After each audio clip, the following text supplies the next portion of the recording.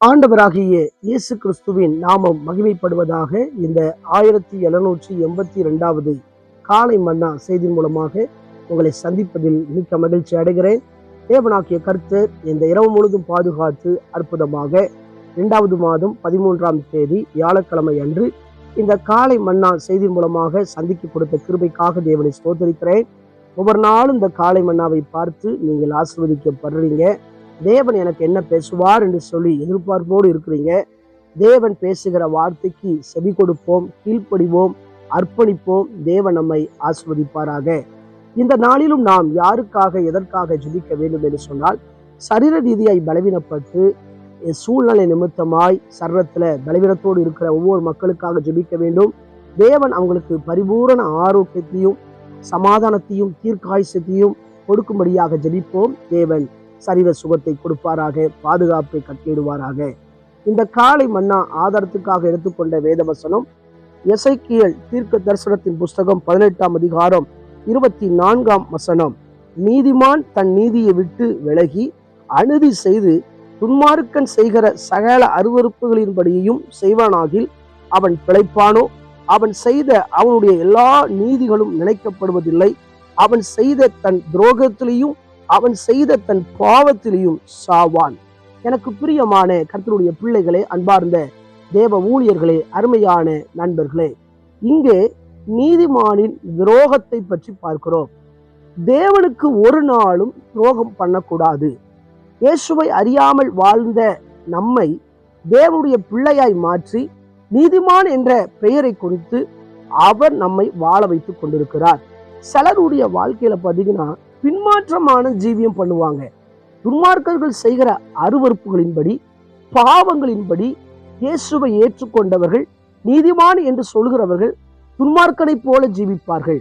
அப்படிப்பட்டவர்களுடைய வாழ்க்கையில கர்த்தர் எச்சரித்து சொல்கிறார், துன்மார்க்கத்திலும் பாவத்தையும் செய்வோம் என்று சொன்னால் சாவோம் என்று சொல்லி, முதலாவது மனசாட்சி சாவோம், 2வது கர்த்தர் உணர்த்தி கொண்டே இருப்பார் என்று சொன்னால் நம்முடைய முடிவு கஷ்டமாக இருக்கும்.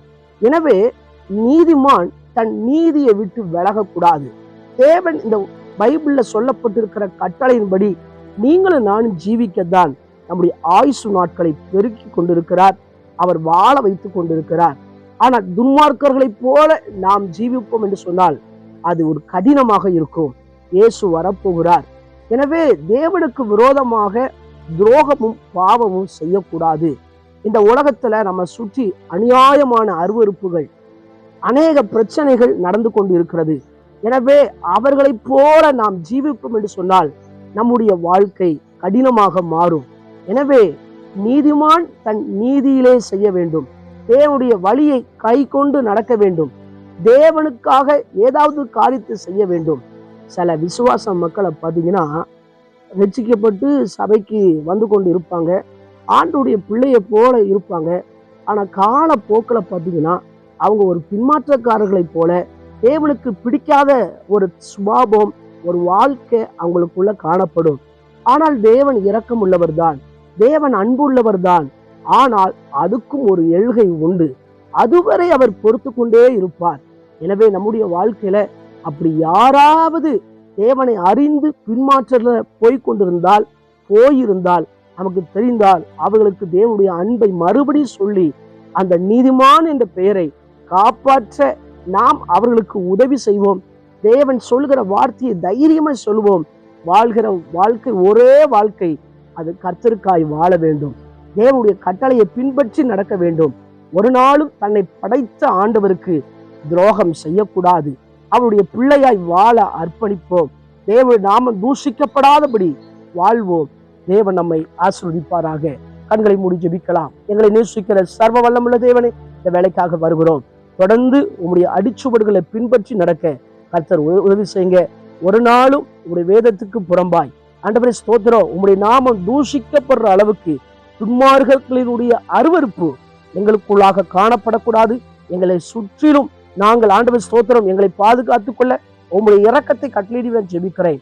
ஆண்டவரே ஸ்தோத்திரம், உம்மை போல வாழ பரிசுத்தமா ஜீவிக்க உதவி செய்யுங்க. ஆண்டவரே, இந்த நாள்ல பிறந்த நாள் திருமண நாளை நினைவுகூர்கிற ஒவ்வொருவரையும் கர்த்தர் ஆசீர்வதிங்க. அவங்க வாழ்க்கையில உங்களுடைய கிருபையை சார்ந்து நிற்க உங்களுடைய வார்த்தையை சார்ந்து வாழ உதவி செய்யுங்க. பிரயாணம் பண்ணுகிறவர்களை ஆசீர்வதிங்க. பாதுகாப்பாய் செல்ல கிருபை பாராட்டுவீராக. எக்ஸாமுக்கு ஆயத்தமாய் கொண்டிருக்கிற பிள்ளைகளுக்காக ஆண்டவரே ஸ்தோத்திரம்பா.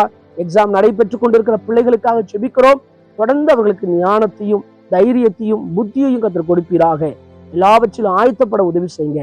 இந்த காலை மன்னா நேர்களை ஆசீர்வதித்து இவர்களை உயர்த்துவீரான் ஜெபிக்கிறேன். இயேசுவின் மூலம் ஜெபம் கேளும் ஜீவனுள்ள நல்ல பிதாவே, ஆமென். ஆண்டவர் சித்தமானால் மீண்டும் நாளை காலை புதிய காலை மன்னா செய்தி மொழியை சந்திக்கிறேன். அதுவரை தேவ கிருபை தாங்குவதாக. மாரநாதா, இயேசு வருகிறார். ஆயத்தமாகவும் அனைவரை ஆயத்தப்படுத்துவோம். ஆமென். அல்லேலூயா. Praise the Lord.